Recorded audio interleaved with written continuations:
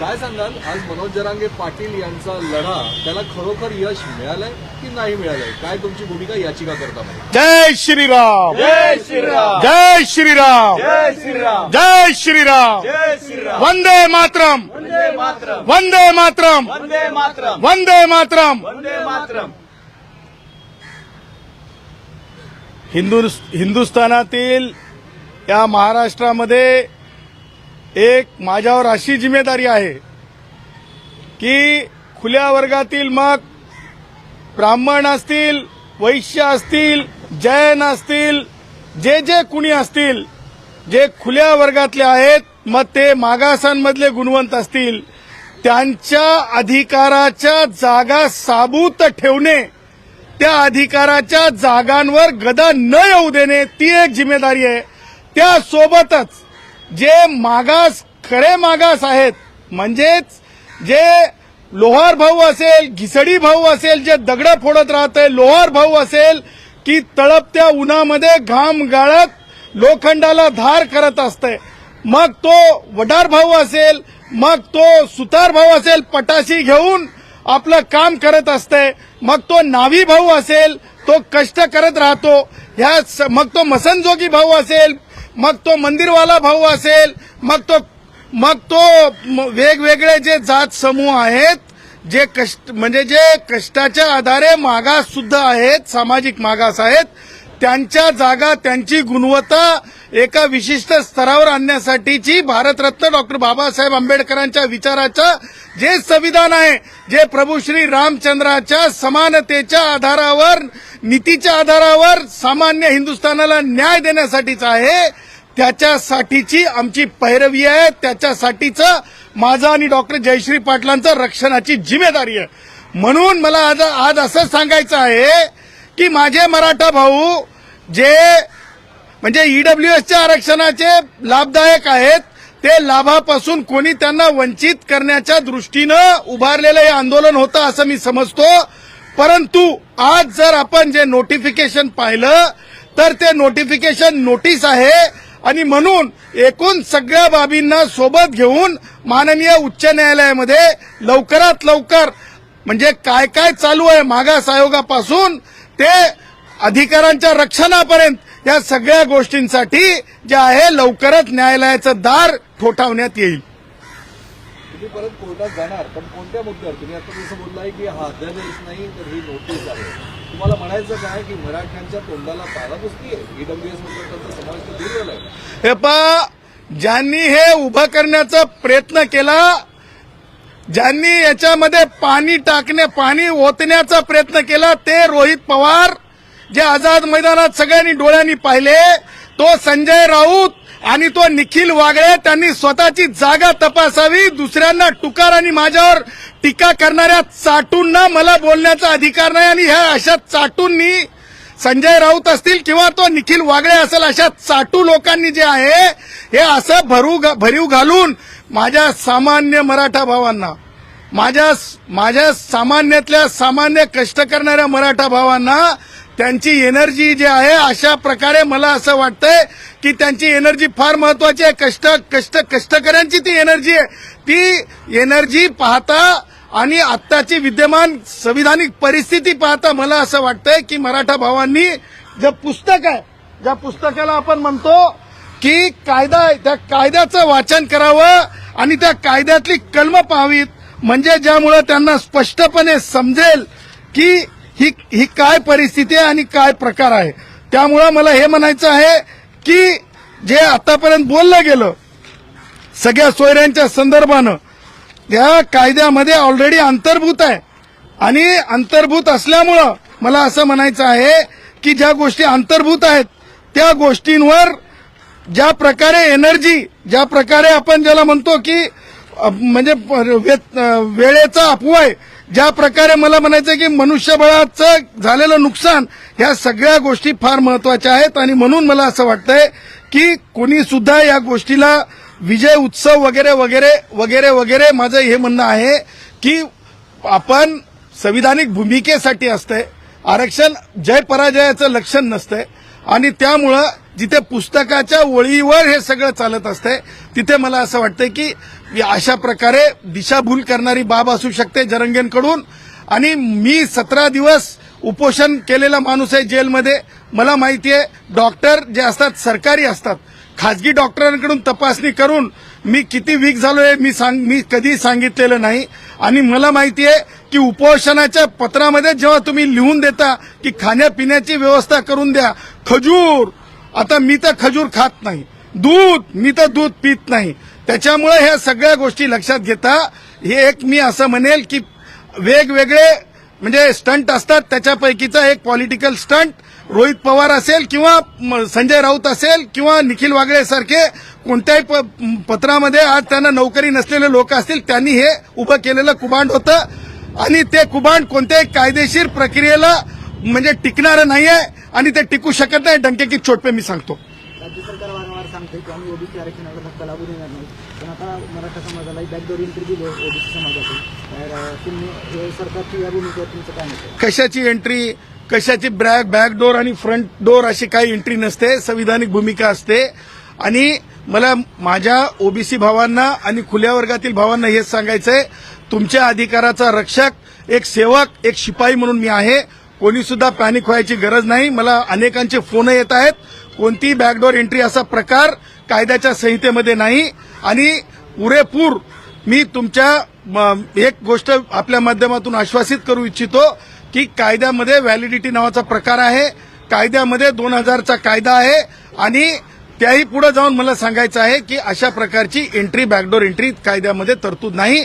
आणि माननीय मुंबई उच्च न्यायालयाच्या औरंगाबाद म्हणजे आता छत्रपती संभाजीनगर खंडपीठाने माननीय न्यायमूर्ती BH मार्ल्यापल्ले साहेबांनी स्पष्टपणे डिसिजन दिलेला आहे की कुणबी भाऊ जे मराठवाड्यातले आहेत ते कुणबी भाऊ हे मागास कुणबी नाही आहेत, हे स्पष्टपणे सांगितलेलं आहे. तो कायदा आहे. आणि मला असं वाटतंय की सरकार असो किंवा जरंगे असो हे कायद्यापेक्षा कोणी सुद्धा मोठे नाहीत.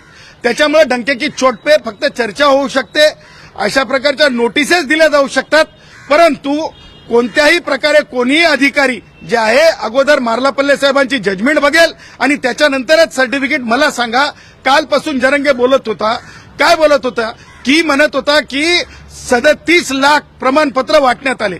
मला सांगा तुम्ही 3700 प्रमाणपत्र सुद्धा दिले जाऊ शकत नाहीत. हे 37 लाख प्रमाणपत्र माननीय सर्वोच्च न्यायालयाचा जो पहिला निकाल लागला म्हणजे एससीबीसी म्हणजे ओबीसीच्या संदर्भात ते प्रमाणपत्र आहेत. त्याच्यामुळं दिशाभूल करून घेऊ नये. आणि अशा प्रकारच्या स्टंटबाज आंदोलकांना मला वाटतंय की फार जास्त त्याच्यावर बोलून वेळ वाया घालण्याचं काही कारण नाही. आता सगळे सोयरेवर दिशाभूल करणारी माहिती मराठा आंदोलकांना दिली आहे. जरंगे पाटलांचं ज्ञानच काय मला माहिती नाही.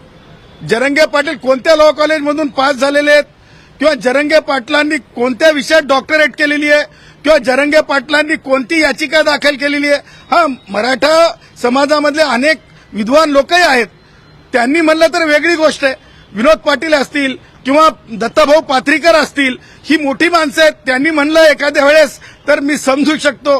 परंतु जरंगे काय म्हणताय याच्यावर तुम्ही पत्रकारांना म्हणजे काय म्हणतात ते TRP मिळू शकते. परंतु आमच्यासारखी कायद्याचं पुस्तक वाचणारी माणसं मात्र आमच्या मर्यादेत काम करणारी आहोत. तुम्ही म्हणताय नोटीस दिलेल्या, मात्र सगळे सोयरीची व्याख्या सरकार बदलू शकते.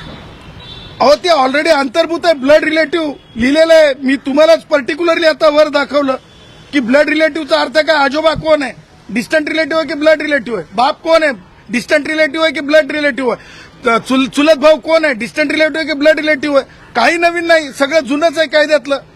त्याच्यामुळं हे जो कायद्याचा जो प्रकार आहे ह्या कायद्याच्या प्रकाराला सूक्ष्मपणे अभ्यास केला पाहिजे. आणि मला असं वाटतं की याच्यामध्ये फार हुरळून कोणी जाण्याची गरज नाही. आणि माझ्या ओपनमधले भाऊ असतील ज्यांच्या जागा मी कमी होऊ देणार नाही, त्याचबरोबर ओबीसीतले भाऊ असतील त्यांनी सुद्धा चिंता करण्याची गरज नाही. संविधानाचं पुस्तक आपल्या सोबत आहे, असं काही गैर होऊ दिला जाणार नाही. आणि सरकारचं दायित्व आहे की कोणत्याही परिस्थितीमध्ये काही गैर ओबीसींसोबत असेल किंवा ब्राह्मणांपासून ते खुल्या वर्गातील सगळ्या गुणवंतांपर्यंत असेल, कुणासोबत सुद्धा गैर होणार नाही याची काळजी सुद्धा सरकारने घेणे आवश्यक आहे. पण जर जरांगेंची जर मागणी सरकारनं कायदेशीर मार्फत जर मान्य केली तर इतर मागासवर्गीयांसाठी जी काही व्याख्या तयार केली आंबेडकरांनी, तिलाच काय अर्थ राहणार नाही. नाही, मला एक सांगा, कोणती व्याख्या. ब्लड रिलेटिव्ह अहो, या ऑलरेडी ब्लड रिलेटिव्ह म्हणजे काय. तुमच्या चुलत भावाला जर प्रमाणपत्र पाहिजेच असेल तर तुम्हाला अफिडेव्हिट देण्याची तरतूद आहे. ती तरतूदच आहे ना, कायद्यातच तरतूद आहे. तुम्हाला सांगतो खासरा पाणी असेल, तुम्हाला सांगतो ती ऑलरेडी तरतूद आहे. नवीन काय, मला नवीन फक्त दिसलं की एक गोष्ट तर मी म्हणजे खुल्या अंतकरणानं मान्य करतो आणि तुम्ही मान्य करायला पाहिजे आणि जरंग्यांनी मान्य केली पाहिजे की माननीय उच्च न्यायालयामध्ये कायदेशीर प्रक्रिया पूर्ण केल्याच्या नंतर जे प्रतिबंध घालण्यात येतात ते पाळावेच लागतात. नवी मुंबईत थांबावं लागतंय, मुंबईमध्ये येताना विचार करावा लागतं. ह्या सगळ्या गोष्टी ज्या आहेत कायदेशीर आहेत, संविधानिक आहेत. त्याच्यामुळं प्रत्येकाला कायद्याच्या चौकटीत राहावं लागेल, तो मग कोणी किती मोठा जरी असला तरी. धनगरांचा प्रवर्ग बदलण्याच्या मागणीला तुमचा पाठिंबा आहे का? हा? धनगरांचा प्रवर्ग बदलण्याच्या मागणी तो विषयच आणखीन चर्चेला आलेला नाही, त्याच्यामुळे नो कॉमेंट्स. म्हणजे आजघडीला ओबीसी आरक्षणाला कसलाही धक्का लागलेला असं गृहीत धरू शकतो. अहो मला सांगा, माननीय उच्च न्यायालयाच्या औरंगाबाद खंडपीठाने 226 या आर्टिकलच्या संविधानिक अधिकारामध्ये दिलेला निकाल आजच्या नोटीस सुपरसीड करू शकते का? मला सांगा, उच्च न्यायालयाचा निकाल वरती आहे की तुम्ही काढलेली नोटीस वरती आहे? सिंपल गोष्ट आहे. थोरात विरुद्ध महाराष्ट्र शासन त्या केसचं नाव आहे. माधुरी पाटील विरुद्ध कास्ट स्क्रुटिनी कमिटी ठाणे या केसचं नाव आहे. त्याच्यामध्ये दिलेले 10 डायरेक्शन्स आहेत, ते तुम्ही टाळू शकता का? कोणी टाळू शकत नाही. एकही प्रमाणपत्र त्या चुकीच्या पद्धतीने दिलं जाऊ शकत नाही. माधुरी पाटीलची जजमेंट ही कंकरंट आहे. आणि डॉक्टर जयश्री पाटील विरुद्ध महाराष्ट्र मुख्यमंत्री याच्यामध्ये काय काय लिहिलंय माहिती आहे तुम्हाला? मी काल 5 वाजेपर्यंत सकाळी अभ्यास करत होतो, सोमवारची तयारी करत होतो. सुकरेंच्या बाबतीतला निर्णय असेल किंवा सुकरेंचे घेतलेले निर्णय असतील ते उच्च न्यायालयात नेणे आणि आजची विद्यमान परिस्थिती उच्च न्यायालयात नेणे. त्याच्यात काय सांगितलेलं आहे? रिसेंट जजमेंट आहे 2023ची, त्याच्यामध्ये जयश्री पाटलांचा उल्लेख आलाय आणि त्या जजमेंटमध्ये स्पष्टपणे सांगण्यात आलेलं आहे की जे सत्ताधारी आहेत, परत सांगतो, ऐका हो ऐका, सरकार ऐका, परत सांगतो, त्या जयश्री पाटलांच्या जजमेंटमध्ये काय सांगितलंय व्यवस्थित वाचा. जयश्री पाटलांच्या जजमेंटमध्ये सांगितलंय ज्यांच्याकडे सत्ता आहे, ज्यांच्याकडे राजकीय पद आहेत, त्या समूहाच्या बाबतीमध्ये जे आहे आरक्षणाचा विचार ज्यांच्याकडे मेजॉरिटी पद आहे त्यांच्या बाबतीमध्ये करणं किती योग्य आणि किती अयोग्य हे स्पष्टपणे सांगितलेलं आहे. तेव्हा आजही तुम्ही बघा किती टक्के आयएएस अधिकारी आहेत, किती टक्के आयपीएस अधिकारी आहेत, किती टक्के क्लास 1 ऑफिसर आहेत, किती टक्के जे आहेत मंत्रालयामध्ये विखे पाटलांसारखे मंत्री आहेत. त्याच्यामुळं सत्ता कोणती असो, विखे पाटील मंत्री असतात की नाही सांगा. त्याच्यामुळं सांगायचं तात्पर्य हे आहे की अशी व्यवस्था असताना इव्हन मागास जाहीर करता येत नाही, हे सुद्धा न्यायिक दृष्ट्या आर्टिकल 144 भारतीय संविधानाच्या नुसार कंकरंट फाइंडिंग आहे. कंकरंट डायरेक्शन म्हणण्यापेक्षा मी म्हणेल कायदा आहे आणि तो कायदा सरकारला मानावा लागेल. आणि सेवानिवृत्त न्यायमूर्ती सुकरेंना मी परत सांगेल की त्यांनी जो रेफरन्स स्वीकारलेला आहे तो रेफरन्स त्यांनी सरकारला वापस पाठवावा अशी माझी त्यांना विनवणी आहे. आता याला तुम्ही आव्हान देताय. मुद्दा स्पष्ट करा. तुमच्या बोलण्यात तुम्ही एक मुद्दा उल्लेख केलाय की नोटिफिकेशन नाही, म्हणजे हा अध्यादेश नाही तरी नोटीस आहे. मला एक सांगा, अध्यादेश व्हायचा असेल तर आधी नोटीस जारी करायची, हेच तर आहे. हा बरोबर. हो, आता जर का ती प्रोसेस यांनी सुरू केलेली आहे, आणखी अध्यादेश होईल, परावर्तित होईल अशा प्रकारचा ऍश्युरन्स सुद्धा मुख्यमंत्र्यांनी व्यासपीठावर दिला आहे, तर मग त्यावर विश्वास ठेवला पाहिजे ना. शेवटी राज्याचे प्रमुख आहेत मुख्यमंत्री, त्यांच्यावर मग मनोज जरांगे पाटील यांची फसवणूक झाली असं कसं म्हणतात? ज्येष्ठ पत्रकारांनी ती नोटीस उघडल्याच्या नंतर पहिला पॅरेग्राफ वाचा. पहिल्या पॅरेग्राफमध्ये कोणत्या अधिकारांचा वापर करण्यात आलाय तो नंबर बघा. तो नंबर थेट अधिकारवाणी तुम्हाला नोटिफाय करण्याचे अधिकार देते. परंतु BH मार्लापल्ले सन्माननीय न्यायमूर्ती यांचा निकाल थोरातांच्या केसमधला नोटिफिकेशन काढू देऊ शकत नाही, कारण ते मर्यादा आहेत. अगोदर ती ऑर्डर चॅलेंज होऊन सेट असाईड जोपर्यंत होत नाही तोपर्यंत माझ्या मराठा भावांना मराठवाड्यातल्या कुणबी म्हणून, मागास कुणबी म्हणून प्रमाणपत्र देता येत नाहीत. नोटीस आहे.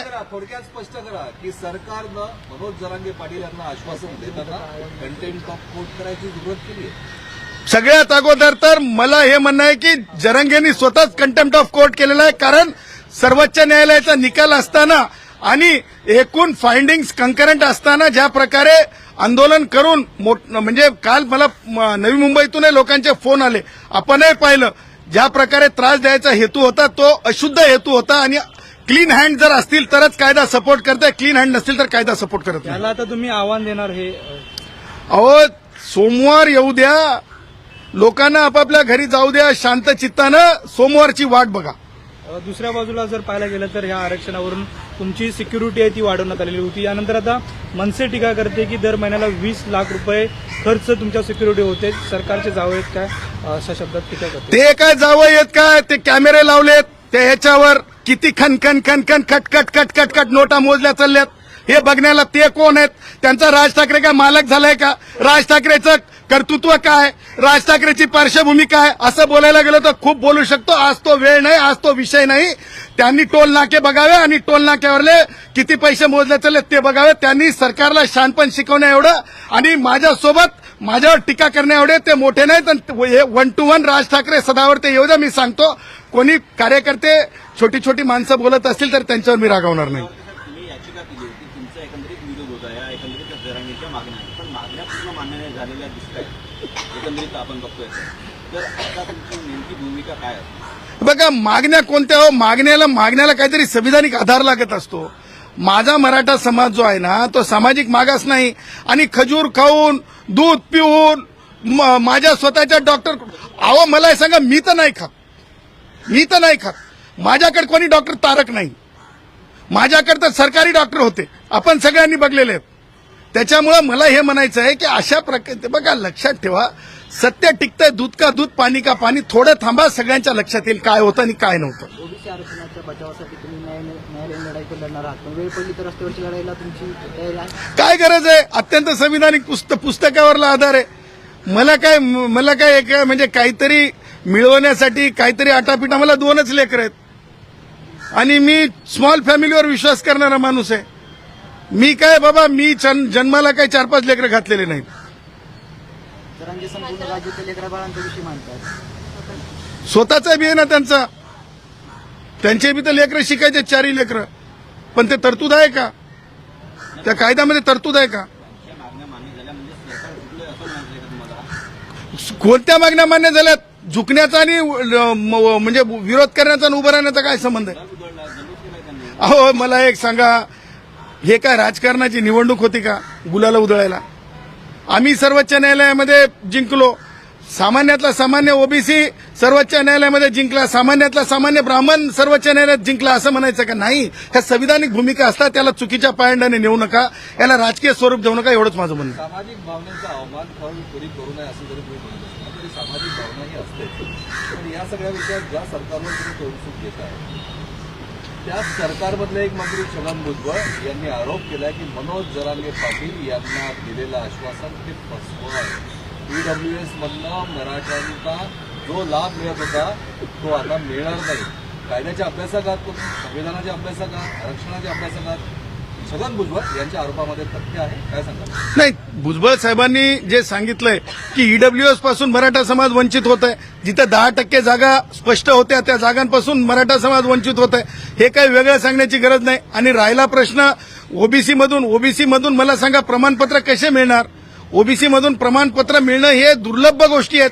कारण म्हणजे भुजबळ साहेबांनी थोरातांची जजमेंट जर वाचली तर एकही तहसीलदार, मला सांगा कोण तहसीलदार आहे आज? मला सांगा, जे जरंगेंच्या बाबतीमध्ये तुम्ही चॅनलवाल्यांनी मुलाखत घेतली, विभागीय आयुक्त छत्रपती संभाजीनगर, 35व्या सेकंडला त्यांनी काय सांगितलं? परवाच्या दिवशी त्यांनी सांगितलं की 32,000 नोंदी. तुमच्या पत्रकारांनी विचारल्या, काय ते 52 लाख, किती 52 नाही 54 लाख. त्याच्यावर त्यांनी काहीच बोलले नाही. कारण त्या ज्या नोंदी आहेत त्या एकूण जे महाराष्ट्रातले जे खरे म्हणजे मागास एससीबीसी आहेत, कुणबी आहेत, त्यांच्या संदर्भातले आहेत. त्याच्यामुळं मला असं वाटतंय की राजकारण्यांनी राजकारण करावं, परंतु म्हणजे संविधानिक विषयाला घेऊन आणि खास करून म्हणजे याच्या बाबतीमध्ये, आरक्षणाच्या बाबतीमध्ये गलिच्छ राजकारण करू नये. सगळ्यांची जिम्मेदारी आहे. माझ्या मराठा भावांनी सुखरूप आपल्या घरी जावं, कारण ते सुद्धा माझा श्वास आहेत.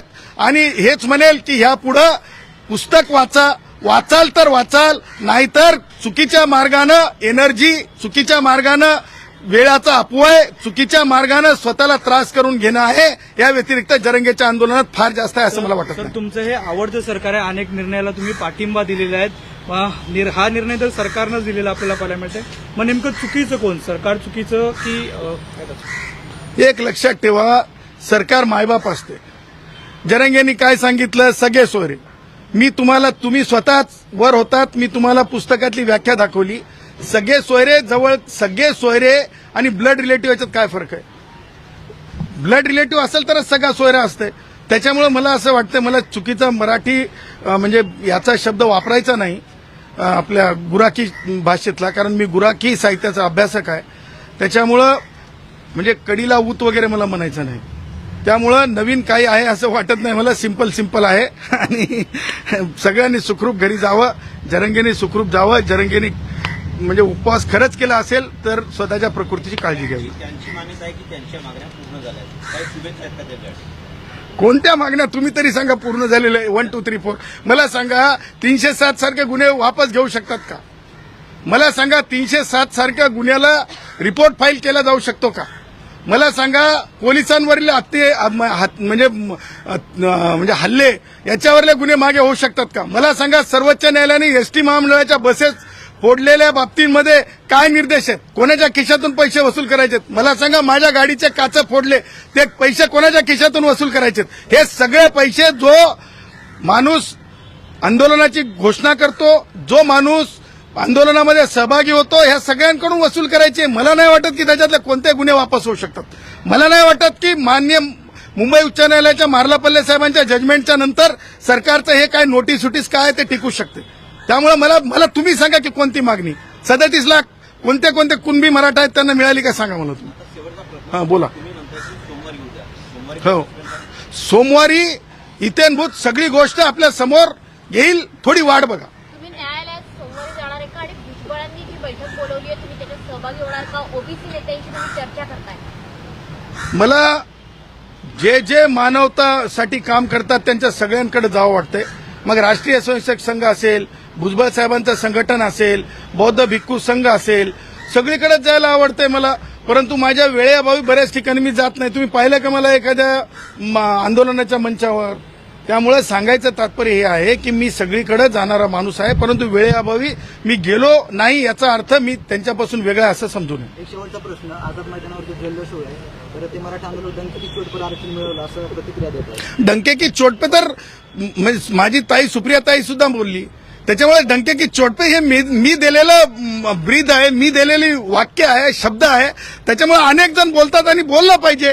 याचा अर्थ ते लावून काही हो म्हणलं तर हो होत आहे असं नसतंय. नाही, मला फॉलोअर्स वाढवायची चिंता नाही, कारण मी जयश्री पाटील आणि माझे आमचं इचूचं बिराड, म्हणजे इचू म्हणायचं नाही पण बिराड आमचं पाठीवर असते, तेवढ्यात आम्ही आनंदी आहोत. आणि हे ब्राह्मणांपासून ते वैश्यांपर्यंत सगळ्यांची काळजी घेण्यासाठीचं दायित्व आम्हाला दिलेलं आहे. ओबीसींची काळजी घेण्याचं दायित्व आहे, शेड्यूल कास्ट शेड्यूल ट्राईबची काळजी घेण्याचं दायित्व आहे.